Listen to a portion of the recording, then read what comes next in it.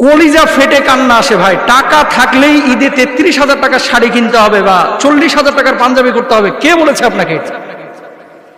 সংবাদ মাধ্যমে দেখলাম ওই যে জাতীয় দৈনিকের ভিডিও ক্লিপ, মহিলাকে জিজ্ঞেস করছে আপনার বাজেট কত? মাত্র ১ লাখ। মাত্র ১ লাখ টাকা দিয়েছে কে? কয় আমার বাবা দিয়েছে। আরেকজনকে জিজ্ঞেস করছে তোমার বাজেট কত? আমার বাজেট মাত্র ৪০,০০০। ৪০,০০০ আবার মাত্র। কে দিয়েছে? কয় ভাই দিয়েছে। আরেকজনকে জিজ্ঞেস করছে আপনার বাজেট কত? আমার বাজেট বেশি না, ২৫,০০০ দিয়ে ভেটকি মারতেছে, হাসি মারতেছে। কে দিয়েছে? স্বামী দিয়েছে। তার মানে দেখেন, হয় স্বামী দিচ্ছে, অথবা ভাই দিচ্ছে, অথবা বাবা দিচ্ছে। দিচ্ছে কিন্তু পুরুষ। যেই পুরুষগুলো দিচ্ছে জিজ্ঞেস করে দেখেন ইনফিরাতি ভাবে, পৃথক ভাবে, যে আপনি কি কিনেছেন। অধিকাংশ পুরুষ বাংলাদেশে যারা পরিবারের মুখে হাসি ফুটাইতে গিয়ে নিজেরা ঈদের অনেক আনন্দ এটাকে বিসর্জন দেয়। এটাই বাস্তব। আপনার ঈদে বাজেট কত, মানে ঈদের শপিং এ আপনি কত টাকা খরচ করেছেন? ২ নম্বর প্রশ্ন করেছেন, অনেক পুরুষই পরিবারের সদস্যদের মুখে হাসি ফুটাতে গিয়ে নিজে কেনাকাটা করেন না, তো ঈদগাহে যে সে যাবে সেই ঈদের উপরে কোনো প্রভাব পড়বে কিনা, মানে সেই বেচারা পুরুষের। খুব ইম্পর্টেন্ট একটা বিষয়। আমার প্রথমে জিজ্ঞেস করেছে যে আপনার বাজেট কত। আসলে আমরা যখন জুমার নামাজ পড়াই, মাহফিলে যাই, টেলিভিশনে প্রোগ্রাম করি, অনেকে আমাদের পোশাক আশাক দেখে মনে করে না জানে কত টাকার বা কত কোটি টাকার সম্পদ আমরা ব্যবহার করে এই পোশাক আশাক কিনেই, এরকম মনে করে। আচ্ছা, আজকে আমি যে পোশাকগুলো পরেছি দেখেন, এই কোটটা কিনছি মাত্র ৬৫০ টাকায়, তাও আরো ৪ বছর আগে। আচ্ছা, এই জুব্বাটা কিন্তু আমার নিজের কেনা না, এটা দুবাই গেছিলাম প্রোগ্রামে, এক ভাই এরকম ৩টা জুব্বা হাতিয়ে দিছিল। আচ্ছা, এই ঘড়িটা দিছে গাজীপুরের এক ভাই, আংটিটা সৌদি আরবের একজন ভাই দিয়েছে, না জর্ডানের। আচ্ছা, তো আলেম ওলামাদের পোশাক আশাক দেখে অনেকে মনে করে যে এরা না জানি ক হাজার কোটি টাকার মালিক। বিষয়টা এরকম না। ঈদের শপিং এর কথা আপনি জিজ্ঞেস করেছেন যে ঈদে আপনার বাজেট কত।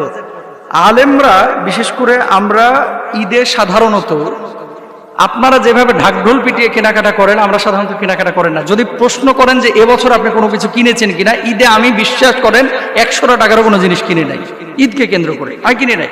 বলবেন ও তার মানে পরিবারের সদস্যদের জন্য খরচ করেছেন। আমি গোপন কথা আমি ফাঁস করিয়ে দিই, কারণ হচ্ছে শেখার জন্য, জানার জন্য। অনেকেই হয়তো বা অনেক ধরনের ধারণা আমাদের সামনে আমাদের ব্যাপারে করে থাকেন। আমার পরিবারের ৬ জন সদস্যের জন্য আমি প্রথমে ১২,০০০ টাকা দিয়েছিলাম। ইভেন আমার ২ ছেলের জন্য বাজেট মাত্র ৪,০০০ টাকা। এবার আপনারা বলেন যে ৪,০০০ টাকা কি হয় এই বাজারে?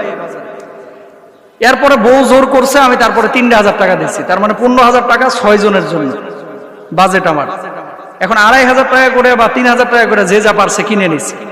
আমি মার্কেটে যাই নাই, যাই হোক মুরব্বীদের পাঠিয়েছি। এটা হচ্ছে আমার কথা, এটাই বাস্তব এবং এটাই চূড়ান্ত কথা। আচ্ছা, এবার আসেন, সাহাবী রিদওয়ানুল্লাহি আনহুম আজমাইন তারাও তো ঈদ করেছেন। ওমর ফারুক রাদিয়াল্লাহু তাআলা একটি বর্ণনায় পাওয়া যায়, রেশমি একটা কাপড় নিয়ে এসে আল্লাহ রাসূলের কাছে বললেন, ইয়া রাসূলুল্লাহ, এটা আমি ঈদের জন্য নিতে যাচ্ছি। আল্লাহ রাসূল বলছেন, নিলে নিতে পারো, কিন্তু এটা আখিরাতে কোনো প্রতিদান নাই, কারণ রেশম পোশাক পুরুষের জন্য হারাম, নিষিদ্ধ। ওমর রাদিয়াল্লাহু তাআলা নেন নাই। নবীজি সাল্লাল্লাহু আলাইহি সাল্লামের ২টা বিশেষ জুব্বা ছিল, খেয়াল করেন, ২টা জুব্বা ছিল বিশেষ, যেই ২টা জুব্বা জুমার দিনও আল্লাহ রাসূল পরতেন এবং ঈদের দিনও আল্লাহ রাসূল পরতেন। তো আল্লাহ রাসূল তো প্রতি ঈদে নতুন জুব্বা কেনার তৌফিক আল্লাহ রাসূলকে আল্লাহ দিয়েছিলেন না? কত সাহাবী ছিলেন, তারা তো দিতে পারতেন, তা আল্লাহ রাসূল তো কিনতে পারতেন। ঈদে নতুন জুতা, নতুন জামা কেনা এটা ফরজ কিছু না, অত্যাবশ্যকীয় কোনো কিছু না। তবে ঈদে পরিপাটি হওয়া, পরিষ্কার পরিচ্ছন্ন পবিত্র পোশাক পরে ঈদগাহে যাওয়া, এটাই হচ্ছে রাসূল সাল্লাল্লাহু আলাইহি ওয়াসাল্লামের সুন্নাহ। ঈদকে কেন্দ্র করে যে পরিমাণ অপচয় এই বাংলার জমিনে, আপনি বসুন্ধরা সিটিতে যান না, যে দেখেন এক একটা শাড়ি পাবেন ৩ লাখ ৪ লক্ষ টাকা দাম। কারা কিনতেছে? আসমান থেকে ফেরেশতা এসে কিনতেছে না, এই জমিনের মানুষে কিনতেছে। ৩ লাখ টাকা দিয়ে শাড়ি কিনতেছে, ৪০,০০০ টাকা দিয়ে বউয়ের 3 পিস কিনতেছে, জামা কিনতেছে, অথচ যাকাত দেয় না ৫,০০০ টাকা। কি জবাব দেবেন আল্লাহর কাছে? কি হচ্ছে এগুলা? কোথায় যাচ্ছে আমাদের সমাজ? কি বুঝলাম আমরা? ঈদের নামাজে নতুন পোশাক পরিধান করা এটা সুন্নত না, বুঝেন কথা, ভুল বুঝবেন না। ঈদের নামাজে নতুন পোশাক পরিধান করা এটা সুন্নাত না, তবে পবিত্র পোশাক পরিধান করা সুন্নাহ। সুন্নাহ একটা আমল বাস্তবায়ন করতে গিয়ে 2 লাখ খোয়াইতেছি, খরচ করতেছি 6 সদস্যের পেছনে, আর জাকাতের মতো ফরজ একটা বিধান, এই বিধানটাকে বাস্তবায়ন করতে 20,000 টাকা খরচ করতেছি না। ঘোড়ার ডিমের ঈদ কবুল হবে তোমার। ইসলাম এত সোজা না, আবার ইসলাম অনেক সহজ। যদি মানতে পারে তার জন্য সহজ, আর যদি মানতে না পারে তার জন্য অনেক কঠিন। সুতরাং আমি আমাদের মা, বোন, ভাই এবং পারিবারিক সদস্যদেরকে একটা কথা বলবো,